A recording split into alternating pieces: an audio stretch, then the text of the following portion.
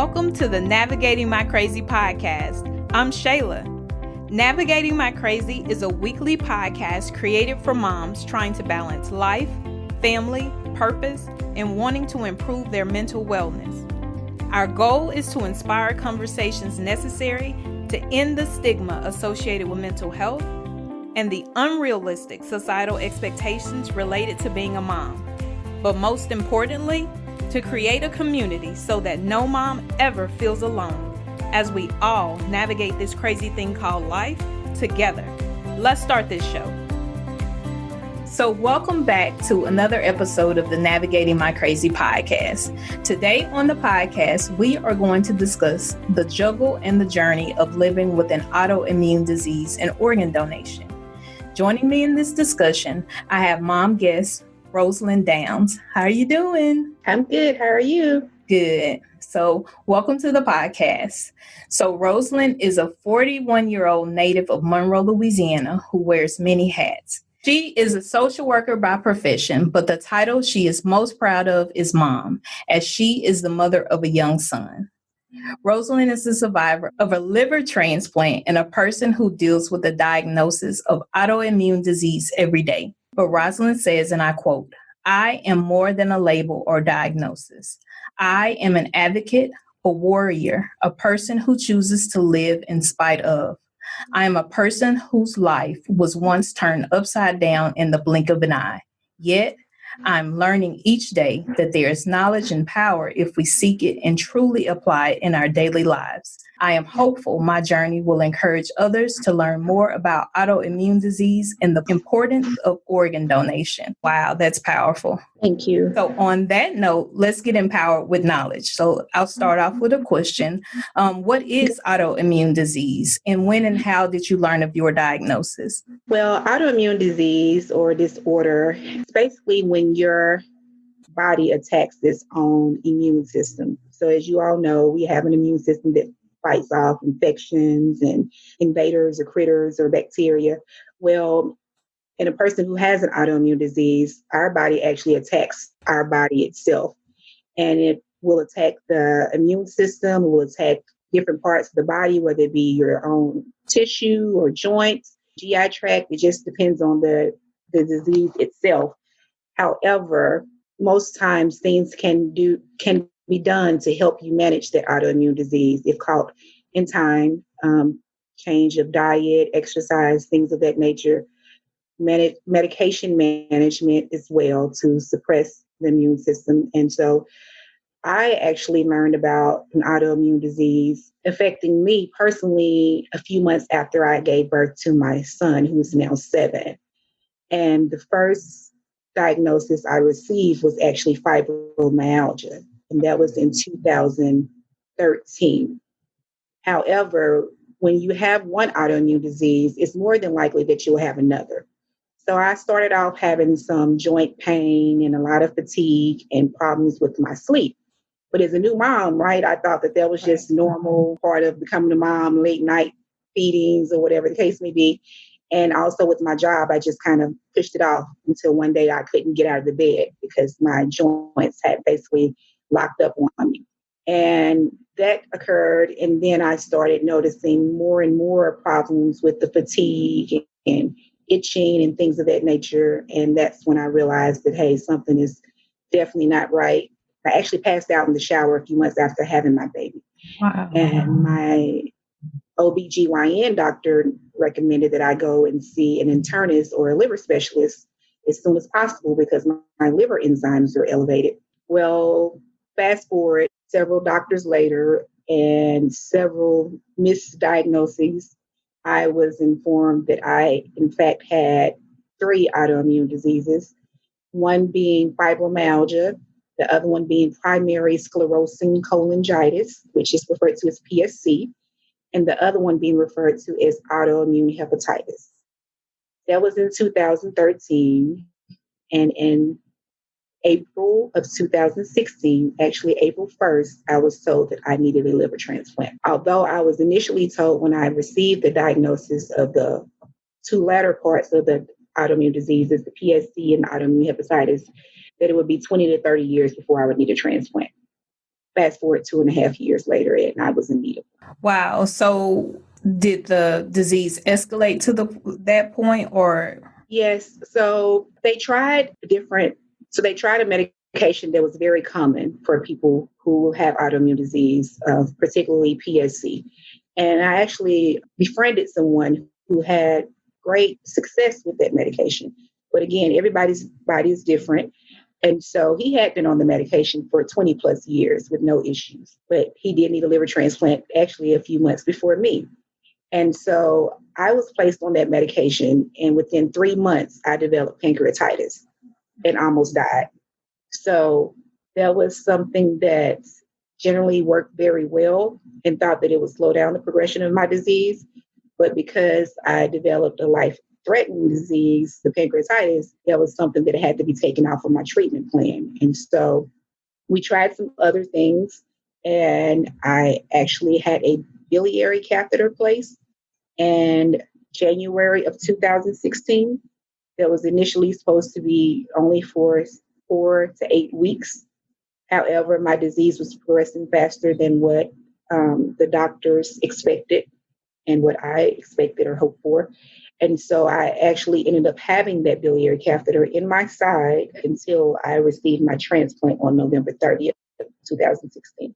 So that in itself was a struggle, a battle, emotional, very draining physically, but I made it. So that was all a part of the process. And again, I'm grateful that I was giving that option, although when I was told that was something I needed, I really couldn't grasp or fathom the idea of having something like that for an object in my body. But that's what kept me living and kept me alive and well for my son and for my family. So. Right. So when they first started talking about organ donations, what were some misconceptions or misinformation that you had about that process? Well, I didn't know that you could be a living organ donor, other than I knew someone personally who had been a kidney donor for sibling, but I didn't know that you could donate part of your liver because that's the only organ that will regenerate itself. I didn't know that until I needed it. And so the doctors were telling me that I would probably be on the waiting list for 2 to 3 years, maybe even longer, but I wasn't sick enough medically in terms of numbers to to be placed on the waiting list. So my best option was to find a living donor. And I needed to find somebody with the same blood type, somebody who was physically fit. And I knew that, like myself, if I didn't know that you could be an organ donor, for a liver, there's probably other people who didn't know that was the case as well. And so I tried to educate as many people as I could by just sharing my story, but also changing the misconceptions of, especially in the Black community, we have this idea that whatever you came with, you want to leave with. Right. And so thinking that, you can't have, like if somebody is a person who dies in a car accident or something, they say, well, I don't want them to be an organ donor because I want to have an open casket or I want to have so-and-so. These were things that I've heard other people discuss around me. And I thought that was fact, but that's not the case. You can have a normal or regular funeral, open casket and all that, and still be an organ donor. And again, you can be an organ donor living and well. And so just trying to rid the community of those stereotypes was a task in itself. But I think seeing someone actually living through it and in need of it, it hit home for family and friends. I'm sorry. I feel myself tearing up a little bit. Okay. Right. So you have a very unique case as far as donor is concerned. It was actually a loved one. So how was that process, the discussion with family and the idea that this person, who you will tell everyone, you guys decided to do this? Because I know it was hard for you too. So, of course, I had a group of friends, and you mentioned the support system. We've talked about that in the past, but having a strong support system is very crucial to getting through anything in life. And there will come a point, and sometime if you just keep on living, that you're going to need somebody.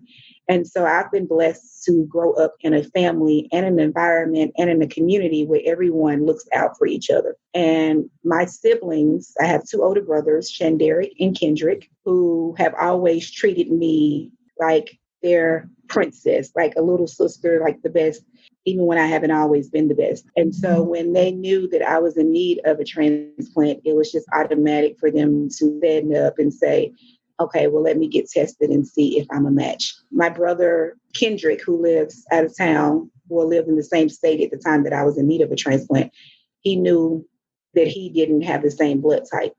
So he showed so much support in other ways and educated others and rallied for me in so many ways. And Shanderick got tested and realized that he was the same blood type. And so then that began the journey of many more tests and things. And if anybody knows my brother, they know that he does not like the doctor. He is not the most patient person when it comes to being at the doctor's office. But the fact that he did all of that just for me speaks volumes to the type of person and the type of man he is. And so he actually at the time was expecting a child. And so we had the transplant in November. His wife had a baby in January.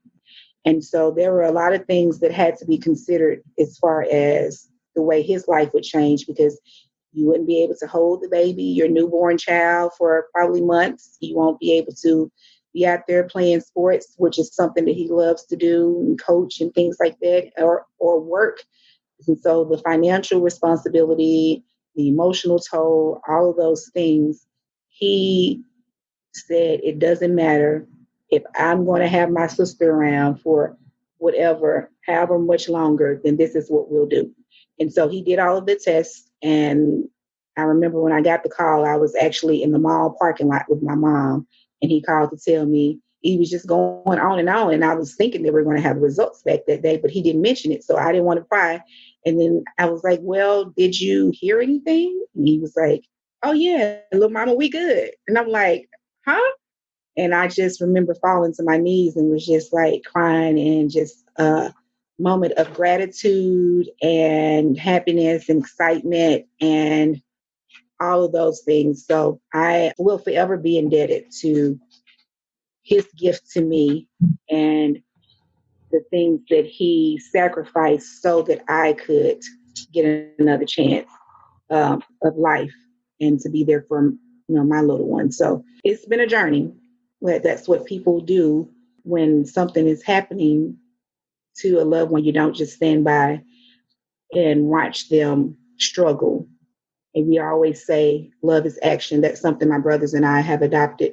When I first became ill, I got the diagnosis. My brothers and I would text back and forth, and we were always in our conversations with LIA, love is action. And so that's something that I try to make sure that I incorporate daily in my life, to make sure that my love lines up with my actions, and my actions line up with my love towards anyone, not just someone who may be going through, because we all have something that we're dealing with, but just in passing, somebody being a little more kind, a little more patient, things like that. Again, when I was going through what I was going through, there were some very dark days, but the acts of kindness shown by others, whether it been someone at the doctor's office who was a little bit more patient with me on the line, or gave me a smile that I really needed, it really makes a difference in somebody's journey.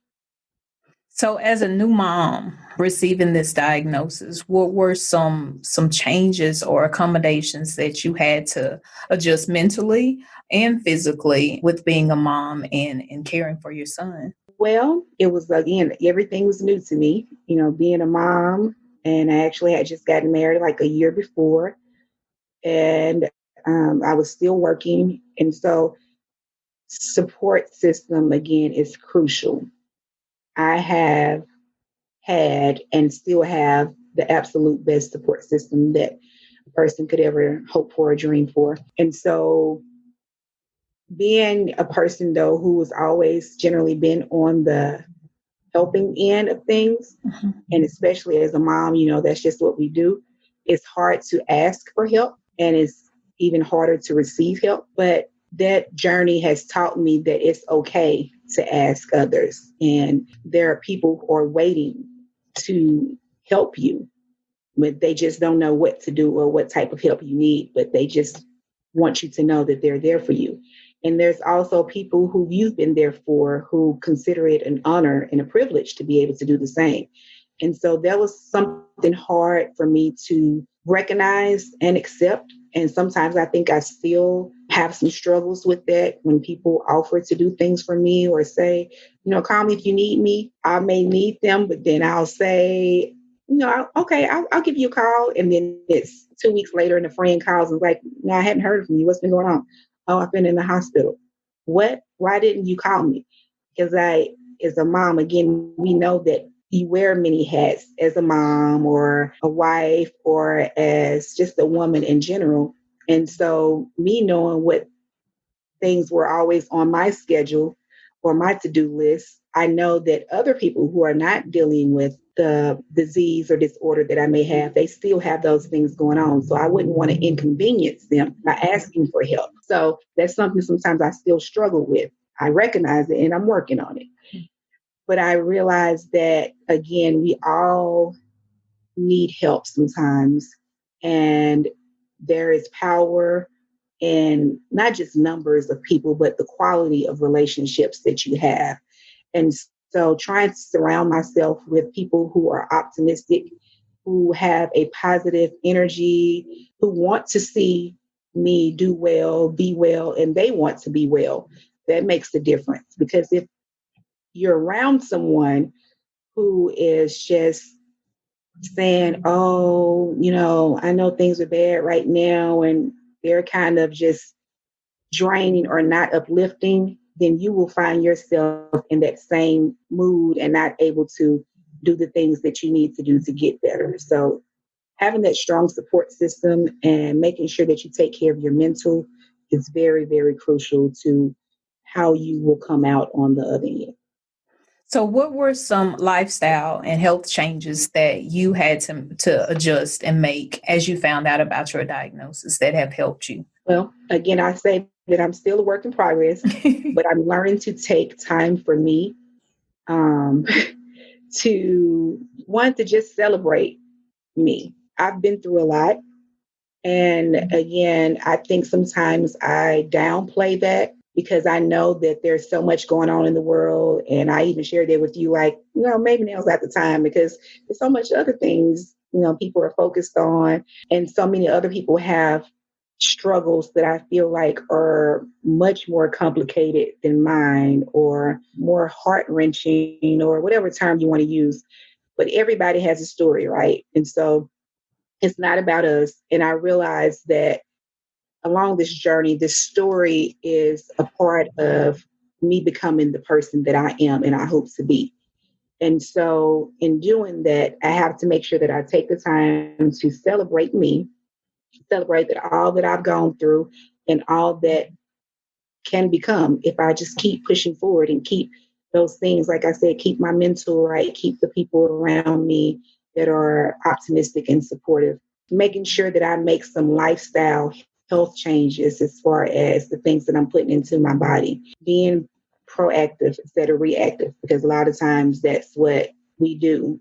Instead of trying to prevent something from happening, we'll just wait for it to happen. Well, if I get it, then we'll see, sort of thing. But not having that type of attitude, knowing that really you only get one body and better take care of it because, again, like I said, at any time, things can change in the blink of an eye. And you don't know how much time you have left. So you have to be grateful for those things. And that's one thing I've really tried to exercise, having an attitude of gratitude. It sounds cliche and people take that for granted, but I really try to have an attitude of gratitude each day because somebody literally laid down their life for me to be here.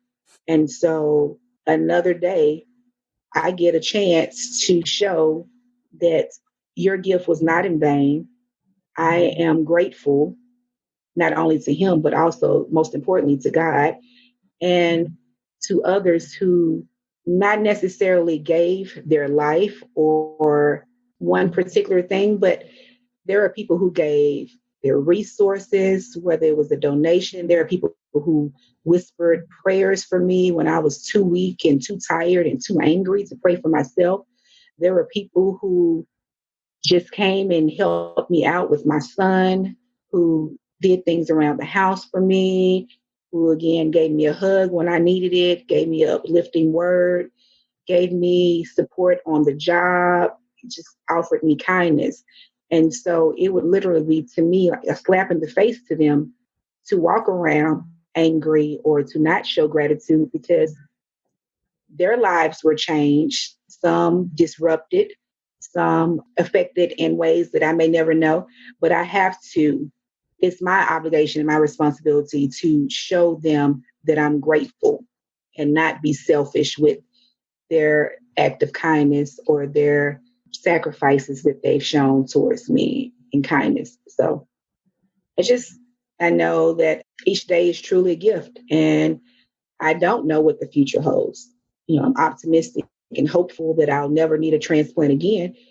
But I also know on the other end that there's numbers that say differently. So while I'm here, I'm going to continue to enjoy this ride, to do what I can to lessen my chances of having to go down that road because I've been down that road before and I'll tell you it is a difficult road.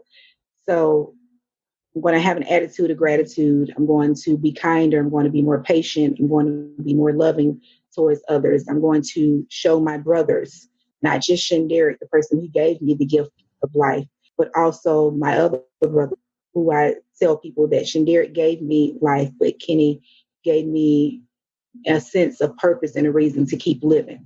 And so I'm going to show them especially that I am grateful and humbled and honored to be their little sister. I'm going to show my parents that those things that they taught me as a kid, I still remember and I'm going to apply them. And I want to teach my son what it's like to go through struggles and still be able to get through them. And that's the thing. I realize that you will get through if you keep going. Don't become stagnant. Keep pushing. And then when you think you can't push anymore, you push a little harder and you'll be amazed at how far you can go. Right. So everyone has their process when they get into those dark moments, when they get into those angry moments, because a lot of times I was talking to a friend and it's kind of like grief. You grieve what you expected your life to be as you walk into what's your new normal. So when you get into those dark moments, what are some things that help you get out of it? Because a lot of times we tend to tell people, well, look at the bright side or be grateful but it's a process if you fall into that depression to get out. So what are some of the things that help you when you feel yourself getting into those dark places? What's your process to kind of get out of them? Well, I will say that, like you said, grief and anger. So I did grieve the loss of my life as I knew it. Again, I was a new mom, still a newlywed. And so this was not the dream that I dreamt of. I was thinking like everything is supposed to go perfect and, I'll be married. I have a baby in a year or two. Then I'll wait another 2 years, have another child, and I'll just go about and be doing well in my career. And we'll do this, we'll travel, we'll move here. And those things were like halted, like very quickly. And so I grieved the loss of that typical happy-go-lucky life that I thought that I, in some ways, deserved. But I realized that, no, that's an act of self. I didn't deserve anything that wasn't promised to me at that point. Again, that was part of my process so that I can get to where I need to be and become who I need to be. And so I didn't mention, but I actually grieved the loss of a family unit because during this process, not many people know, but I was actually anticipating and preparing for a divorce. And so coupled with all that was going on, I had to prepare myself for single parenthood with my son and the physical constraints that I may have or limitations with my health. But again, that's where the support system kicked in. And so I went through the process of grief. I went through the process of all those different stages that come with grief, denial, anger, bargaining, all those things. And I found myself in some very difficult or dark days where I didn't want to get up. I struggled with depression. And here it is again. I'm a social worker, a clinical social worker by trade. And so I know the tools, I have the tools, but it's hard to apply when you're actually the person going through it. We can be, people they say work in healthcare, we can be some of the worst patients. And so I would find myself literally putting my phone in the closet for days because I didn't want to be bothered with anybody calling or asking how I'm doing, or them recognizing that if I say I'm okay, the people who really knew me would detect in my voice that I wasn't okay. So I would just avoid. That was my tool. That was my coping mechanism, avoidance. And so I realized that, hey, this is not the example that you want to set for your son.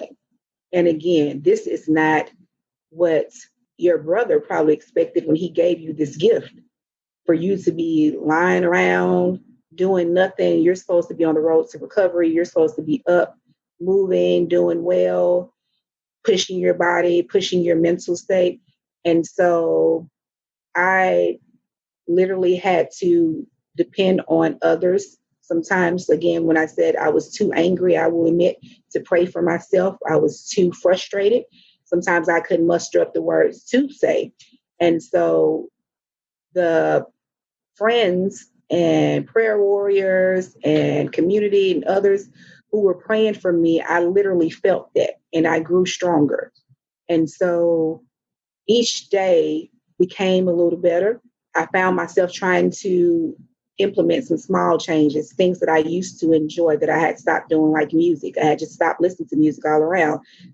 So okay, I need to get back to that. Let me find something inspirational. Let me find some music that not only may be inspirational, but things I used to love to dance. So let me put on something that the old Roz used to enjoy and still there. So let me do that to brighten my mood.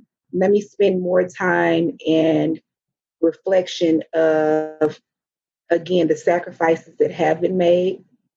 Let me not sit and reflect on the life that I dreamt for myself, but imagine the life that still is possible because I have this gift now. Imagine if I didn't get the liver in time and things could have definitely down spiraled. So just trying to implement small changes again, making sure you do some of those things that you really enjoy, but maybe had lost the interest in. So trying to set a goal for myself. Well, I usually listen to music every day. Well, let's try at least 3 times a week now. Or I usually would dance so-and-so times a week or a month. And let's try to do this.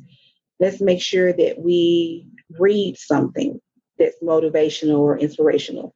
Find a person who has gone through similar things and that's positive about their experience and the future that they have, so that you can surround yourself with that same thing and see what can become if you just keep pushing.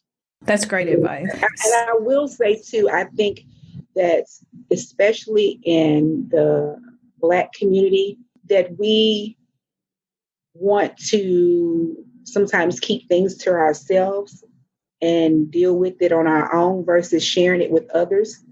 So I think that that's very important for anybody who may be struggling with depression, anxiety, just struggles in life in general, whatever situation that you may have or circumstance. Realize that it's just a situation or a circumstance, right? And so how you deal with that is going to make a major difference. And I will tell you that I pray often, and I believe in the power of prayer, and I believe in the power of prayer of others as well. But I also know that in the Black community, we tend to think more often that prayer is the only thing that we need, and that there's no need for therapy. There's no need for telling anyone your business or anything like that. that is a total misconception. There will come a time when you will need to share with, whether it be a professional, or a therapist, or a loved one, or a friend. There will come a time when you need to have an additional support or additional way of dealing with things other than prayer. And so I think that that's very, very, very important. I can't say that enough, that people be willing to seek help and be willing to accept help in other forms versus the typical way that you may have been raised to believe is the only way.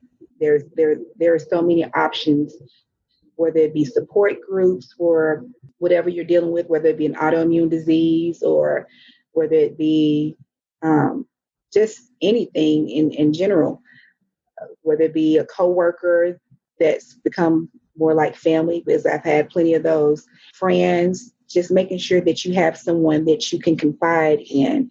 Again, quality relationships, making sure that you have the right relationships in place so that you can do well. And one of the things you just touched on, which I feel is important, was about the sharing. In the Black community, we do keep a lot of things to ourselves for the appearance of being strong, because that's what we're taught. So, and me knowing your brother, I used to work with him. He is very quiet and reserved. So I remember during the time that the transplant was about to take place, I think there was a news story and maybe even in the newspaper, the story. So when in that process did you decide to start sharing and reaching out and just giving the awareness about donation? What was it in for you to start doing that? Well, I think because I was hearing so many misconceptions about organ donors and the whispers, again, just misinformation. And so, as tired as I was physically and mentally, because again, here it is, I was still legally married, but I was preparing for separation and divorce. And again, I had a young son and was still working. And so I thought that it was very important for me to go ahead and share a little bit more of my life, because I didn't want people to share that misinformation, and perhaps that stops someone from being an organ donor or receiving whatever organ they may need. And so, yes, my brother is very quiet and reserved. And so the fact that he was willing to share this journey and experience with me is very humbling and sometimes mind-boggling. But I will say that I knew that, again, I had to share when I was receiving lots of misinformation from others and about what they heard or what somebody said. But also my life depended on it. Here it was that, again, they were telling me that I needed a liver transplant within a year, but it would be 2 to 3 years for me to even be probably placed on the list. And there was no way I was going to make it at that point. And so even though I had the donor and we had things in motion for me to, for us to go through the process, it was like, well, my life is dependent on this. And if my life is dependent on it, then I'm sure there are so many others. And so I have, again, an obligation, because God has entrusted me to share my story with others. Again, I didn't know it or realize it at the time, but it was not about me. It's not about me. It's not about Shenderick. It's about helping others. And how would I be able to help someone in the way that I am had I not gone through what I've gone through? And so I just wanted to make sure that I was making sure that I upheld that obligation to share whatever information I had or could provide. But I also, as a mom, realized my responsibility to him, and that I was already creating a legacy. And so I wanted that to be a legacy of, my mom stood for this. My mom stood for sharing, even though it was not considered to be the normal thing to do or the accepted thing to do at the time. But she shared her story so that somebody else could live, so that somebody else could have a chance at life. Somebody else could have the support they need. So she shared bits of information to so many people along with her family so that she would be known for her journey, but also how she went through the journey. Absolutely beautiful. But another question just came from Mhm. what you were just explaining about the donor list. You were saying that you were in need within the year, but you wouldn't be able to get on the list. So can you kind of explain like what's the process to get on the list? Yeah, so, they do all these different tests and things to see how sick you are. And although I had a lot of symptoms as far as, again, my liver was perfect, but my bile ducts were completely destroyed, right? And so you couldn't just give me the bile duct, you had to give me the whole liver. But then there's people who may have had a diagnosis of cancer, or they may have been waiting for years prior. They may have more jaundice of the skin, their bilirubin or something may be higher than me. Although I'm presenting one way, the lab work is showing something totally different. And because there is such a significant shortage of organ donors, then they have to have this criteria in place. And so that's where, again, the importance of organ donation comes into part, because so many people are in need, but there's only a limited amount of a limited amount of organs available, whether it be living donors or not. So we just have to, again, see what other options are available if you're going to be on that list. And my only other option was the living donor. And I was blessed enough to have somebody who was basically a perfect match.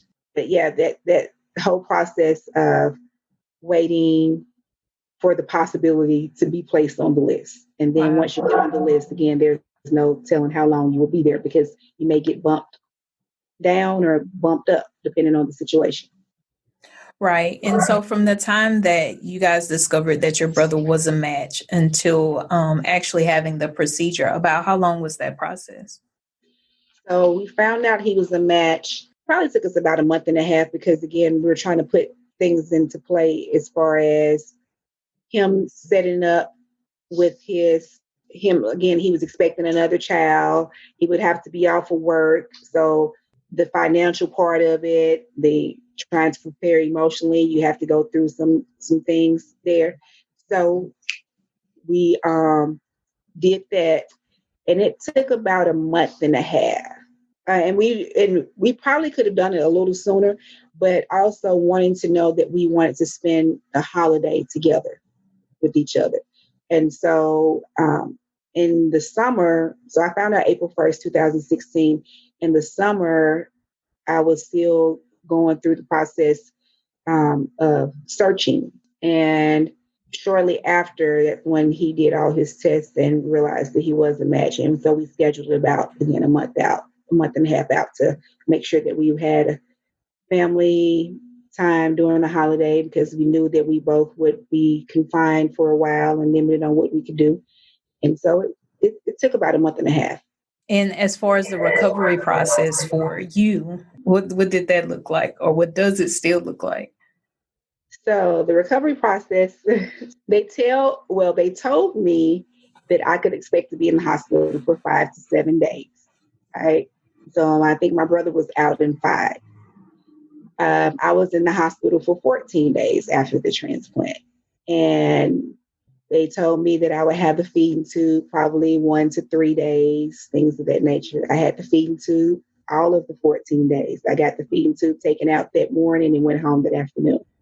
And everybody's body is different. Again, the mental is very important. And so mentally, I was expecting my recovery picture to look one way. And when it did not, is when I saw that my body was reacting a different way from what they had explained to me, I really got frustrated.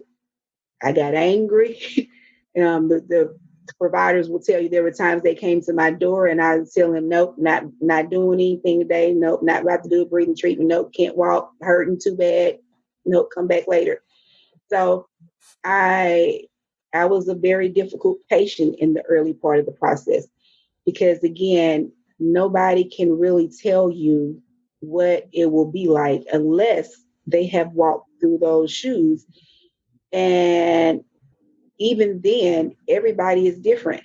And so I had a few other things going on, not just the one autoimmune disease. Like I said, I had three. And so my picture looked very different from what they had initially painted. And so I was in there 14 days. And I remember after the first 4 or 5 days when my brother came the morning he left, he came to my room, and he walked to my room, and I was surprised. And he was saying, they tell me that you're sitting here, my liver's not used to laying around. You need to get up and move and do something. So I was like, bro, I'm in pain, can't do it. But him telling me that and thinking to myself again, like, this is kind of selfish of you to be sitting here when he's walking around with big cut on him where he's literally been ripped open to give you a second chance, and you're sitting here because you're too tired or too frustrated or in your own way to get up. And so I got up. I wasn't able to walk far, but I was able to take a few steps. And then again, I was getting really frustrated with the process of the feeding tube. And I had told people prior to the surgery that my son was not allowed to come and see me as long as I had the tube or looked a certain way, because I didn't want to scare him. He was only like 3 at the time. And so I didn't want to scare him. So people respected that. But then my brother, Kenny, he realized that I was not progressing at the level that I needed to. And so he and my sister-in-law brought my son to see me. And that made the world of difference, because he was sitting there like, Mommy, what's going on? Why do you have the tubes in? Can you get up? Can you do this? And so I remember that day pushing the button and calling the nurse and was like, can you tell the physical therapist I'm ready to walk? And she was like, excuse me? And I'm like, yeah, I'm ready to walk. I got to get out of here. Nobody else is raising my son. So let's go. Let's do what we have to do. And so that was the change. Many events to come. Like I said, the support system is vital to anybody being successful, whether it be personal life, business, whatever. But my brother Kenny, he couldn't physically give me the organ, right? But he made sure that I remembered that gift, and he makes sure that I remember that gift daily. He reminds me that the journey is not going to always be happy and bright and sunny, but you will get through it. And maybe tomorrow the sun will shine. So I try to remember that. And I try to be mindful of things, not just for myself, but the hats that I wear. Again, the most important hat or title that I can ever have is mom. And so when you have a child, things just change. It's not about me anymore. And so I have to, even if I'm not feeling like myself or feeling like doing certain things, I got to keep pushing, because he can't take care of himself. He's counting on me. He's depending on me. And really, the truth of the matter is he's nobody else's obligation or responsibility other than, in my eyes, mom. And so I have to just keep pushing. I have to keep pushing for him. Beautifully stated. So as far as information about donation or autoimmune diseases, is there any information resources that you're able to share with us? So I would strongly encourage the community to become a living organ donor if you're able to, if you're healthy enough. And again, there's so many people who need a transplant who are on the waiting list. I was looking at some numbers, and they were saying that right now, in 2018, there were over 113,000 people on the waiting list, close to 113,000 people on the waiting list.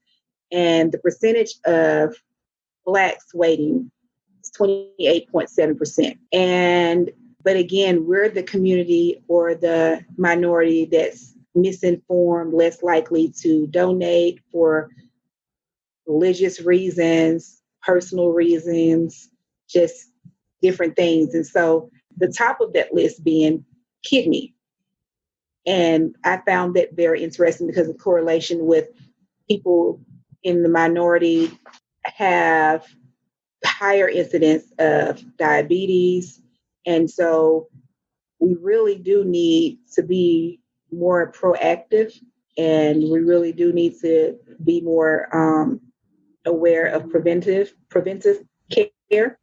And so if we could just educate ourselves on how it's impacting us, our loved ones, our family members, put that person, not just look at the diagnosis or the label, but remember your aunt who had diabetes or your grandmother, and think about how life-changing it can be to sign up to become an organ donor, whether you be a living donor, again, if you're healthy enough to do so, liver or kidney, or if you let your family know about your wishes once you pass on. And that's something that we really have to have the conversation.